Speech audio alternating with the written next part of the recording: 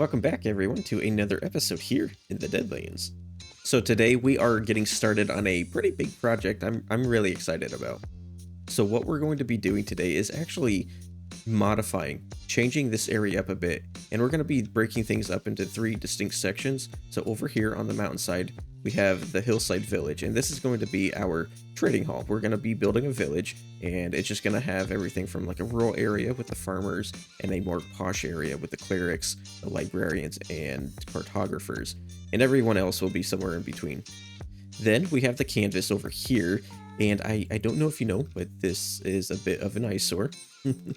And we're actually going to be calling this area the city center, and so we're going to be hiding the canvas behind a wall, and the wall is going to act as a facade, and it's going to be decorated like a city. It's going to look like a city, and that's really it. I mean, it's going to still serve the same purpose of like experimentation and design work. It's just we're going to redecorate this area, make it look prettier and stuff. And then yeah, we still have the storage depots that we need to work on. We have the warehouse over here, and this is still going to store like bulk items. But back here, this is the last section, and we're going to be starting a factory. And we're going to be tearing up these farms and moving them over here. And I think we actually might end up modifying these farms so that they feed into like a water canal that then feeds into a storage system. That way the factory can just pull items out of the storage and craft up all the materials that we want. So I've spent quite a bit of time over in creative, kind of organizing all these ideas, and I think I have some pretty good ideas. So I put together a pretty small board here. You know, I broke up the three sections into its own distinct column here. So we have the hillside village, the city center, and the industrial district. Now everything is going to kind of go with this oceanside Mediterranean village aesthetic, and yeah. So the hillside village, it's going to be our trading hall. We're going to have a bunch of farms so we can make emeralds and stuff. I have also broken up the trading hall into like other distinct sections. So we have the blacksmith, the upper hill, you know, the more posh area, then the north side, which is the more rural area, the riverside, and then the inner village. The city center is going to be a city, and we're going to use that city to hide the canvas, but it's still going to be used for experimentation and storage. The industrial district, this is where we're going to have all of our farms, all of our big, bulky farms. And then the factory, and then I have a secret project I've been working on in the background, and I'm pretty excited about it, but it's not done yet, and I think it might be a couple more episodes before we get to that. So over here, I have a color palette for like things like structures, like apartments, shops, and whatever. A lot of these structures were on top of these platforms or walls, and it had like a similar color gradient to this. And then it transitioned into the water with like moss, and then we had like these rock features in the water, and it's kind of similar to the tuff, maybe. And then the flora, there wasn't much variety in the flora of this image that I was looking at. There's not much variety, but it had like a lot of palm trees, so I figured, you know, we'll throw in some trees, custom trees and stuff. I might do some rock features. I don't have anything for that, but that is something I'm considering. And over here, this is probably the most important section, the factory. So everything was broken up into like these distinct sections. I have bulk production, minimal production, furnace array, storage, and farms. So everything, you know, I'm going to try to farm as much as I can over here. You know, there's going to be some external farms that, you know, I'll have to bring over and just stock in the storage room. But otherwise, the farms will just feed into the storage, and then that'll feed into something like the furnace array, where I produce things like stone, terracotta, smooth stone, you know, all of this. There might be more. There's probably stuff I've left out. But then I have like the bulk production, which will be completely automatic, and this is like items I just want a lot of. That way I can just run up into the storage room, grab what I need, and head out. Now the minimal production, this is like items that I don't need a lot of all at once. Maybe I just need for decoration purposes. I don't know. And this will all be like semi-automatic. So for something like stairs, you know, there's a lot of variety like oak, birch, spruce, jungle, plus some stone. And we might want something like a crafting station where I can go through a lectern like this, select the wood type that I want. I can select the quantity that I want produced, and then I can hit a button. And so the crafter is under here with the stair pattern, and it should just spit out all the stairs that I want. I would do something like this because, well, I don't need, there's like, what, 12? I think 12 wood types. And I don't want 12 unique workstations or crafting stations for all the variety of wood, right? So I think having something like this would be nice. So I've spent a little bit of time trying to figure out what out of all of this is probably the most essential, and it's probably the storage right now. Get the storage figured out, then I can get all the farms figured out. And so I think I have some ideas. I have like a form factor for the storage, and I think that's what I'm going to work on now.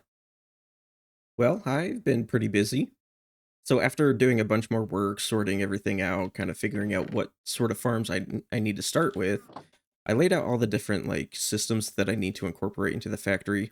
But basically what we're going to do is we're going to have our farms. The farms are going to lead into storage, and then storage will lead into production. And so what I decided to focus on was the bulk storage. And that means we're going to be storing a lot of blocks, and we're going to be packaging everything into shulkers over at the farms. So the farms are going to incorporate like furnace arrays, a fuel system, and we'll be packaging everything locally. So if we're going to be sending shulker boxes into the storage room, we need to be able to identify each shulker box. So I've been working on a system here to take in shulker boxes, load them up into barrels. Once that backlogs, it'll lead into a dispenser here. Things will, or the shulker boxes will get placed here. Items will feed into the droppers that are here. This should allow me to come up, grab a stack if I need only about a stack of material. But because it's in a dropper, we can also like give it a redstone signal, like maybe a button, probably not a button, but like, we can use the factory to call for items and use this dropper for that. This system doesn't have like an automatic way of detecting when this has a shulker, so we do that manually. We have a gate here to detect if there is a shulker box in the way already. If there isn't, we can press a button and it will place a shulker. But if there is a shulker box already in place, this won't do anything. And that's a safety mechanism, so we aren't breaking shulker boxes on accident. Once I got this system working, we moved over to like the item filter. And so what this does is when something like smoothstone goes through, so we can demonstrate that, you can see that this deactivated and unlocked this hopper. So the idea is that this will spit out the item. That'll end up back into the shulker box, and the shulker box will make its way across these hoppers. And so as long as this hopper is unlocked, it'll make its way into the storage and get stored away. And once it's done that, it has a reset mechanism. So there's a signal, goes through here, and it'll basically do that. And now it's ready for the next shulker box. So I've got like a bunch more redstone, and a lot of it was very messy. So I moved on and kind of just kept working through the different systems. This was messy, so I wanted to clean it up, and I ended up with this final result. So we have the input here, and if I grab a shulker box here, this has some smoothstone in it. So what's going to happen is I'm going to feed this shulker box into that hopper there. It's going to detect whether or not there's a shulker box in the system. When that happens, it'll place the shulker box, and it will feed a single item into this dropper, and it will put the shulker box into this dropper here. So we can demonstrate that, doing that, and it all happens really quick. You can see a single item here, and inside the shulker box there's only 63 items. And the system isn't spam proof, so I have an idea for maybe adding something in the future that will limit the number of shulkers in the system. So maybe releasing a shulker every 15 seconds or so into the canals that go over each module. So that should really help us to limit, to prevent spamming in this system. But once I got this figured out, I just added it to the rest of the system. So the shulker box will feed through this canal into a dispenser that's here, and the item will make its way down this canal over the item filters. If it doesn't get filtered out, it will make its way through this hopper. and end up in the same place where every other item will, and that's right here. So all items, no matter where they go, will end up here. Shulker box will still be placed, and once the item is put into the shulker box, it's broken. And if it's a valid material, meant to be stored away, this hopper here will remain locked, and the shulker box will make its way down this way, where we have unlocked a slot for it. But if it's not at the right module, well, it's a little hard to get around here. Where am I going?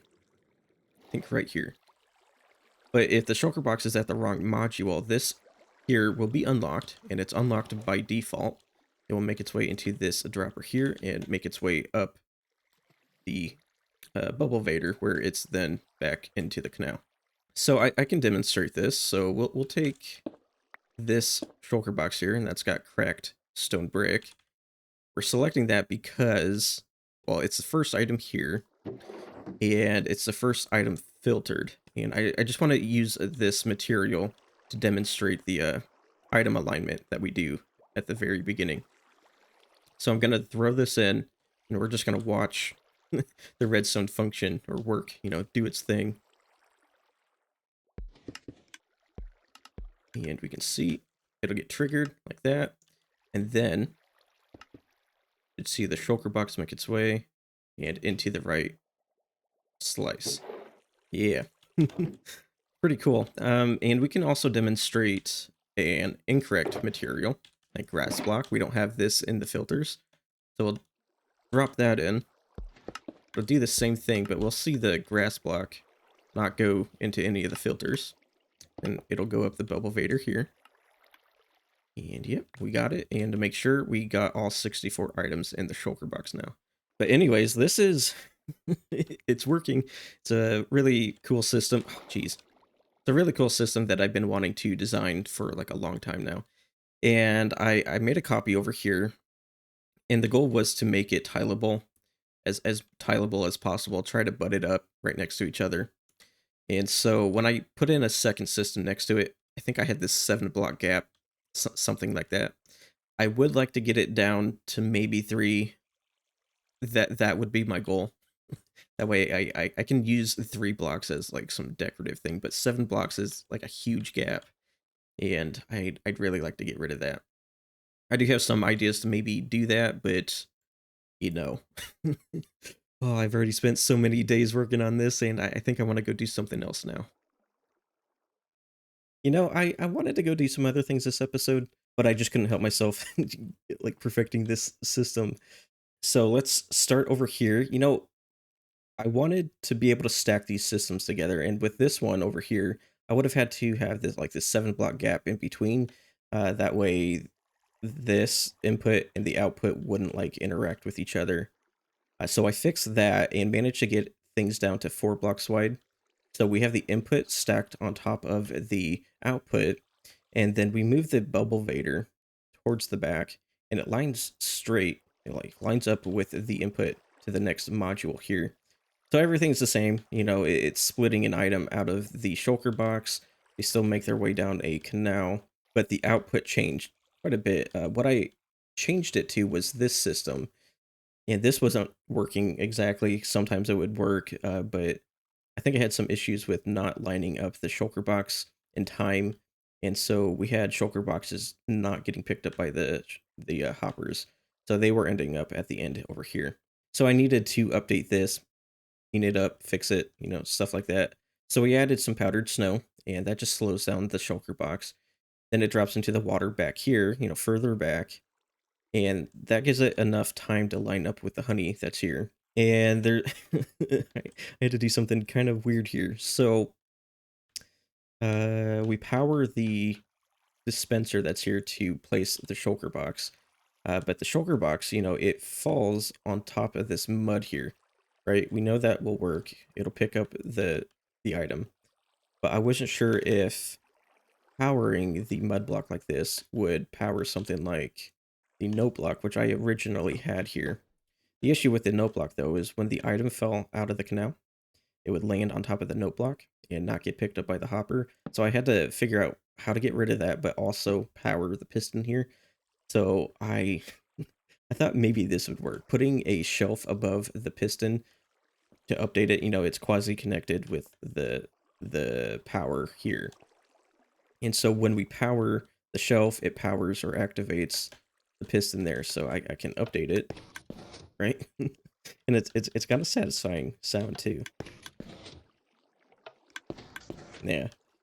This, I believe, is working perfectly. We're not having any issues with it. So I got that installed into, each module here. And yeah, so I spent some time trying to figure out maybe some of the blocks that we would incorporate. And I'm gonna sort the smooth stone first, just to demonstrate how this is working. We got smooth stone or stone brick. We got that here.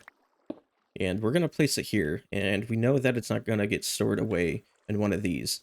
It should make its way back through at the output and make its way up to the bubble vader into the next input to the next module. So we'll throw this in. Should make its way through. You see it got placed and everything separated. In a little moment, we should see that activate. Yeah. And this will activate. And then we should see this trigger. Yet. And then a little bit later, we should see it close. And awesome. So that worked. And so the stone brick should be in its proper location. I want to do clay as well, because this is the first item that should get filtered out right after the input. So I should have some clays right here. We'll throw that in. It's going to do the same thing. Going to make its way into the next module. Cool.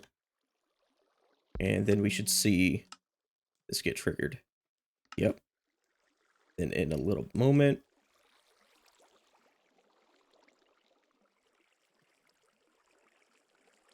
Okay. It's a little scary sometimes. It takes a little bit, but yep, we got the clay. It's got all 64 items. It got stored away correctly. But yeah, I think, I don't know how much more testing. I might just play around with it a little bit more. I do have to start thinking about what items I want to store in bulk. I think a lot of these items are pretty good. I'm trying to focus on items that we can farm, produce in the furnace arrays, or maybe even craft. Like we can take cobblestone and moss and make like the mossy variants. These things we can farm. A lot of that we can farm. We can't farm the gravel. Well, we can farm the gravel. We can't farm the sand necessarily. We could dupe it if we wanted to. But I want to incorporate these ingredients because they're used in like concrete and stuff.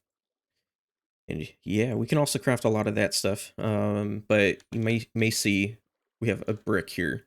So I would like to maybe store this stuff in bulk. I don't know if it should be a semi-bulk item. But I'm not sure yet if I want to store it away in shulker boxes and store it in the barrel.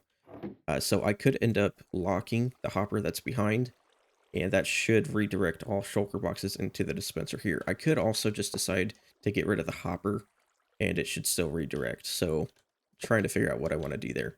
But I do want to have like a lot of bricks, so we can make the bricks here. We can make decorated pots or just regular flower pots. But I think that's it.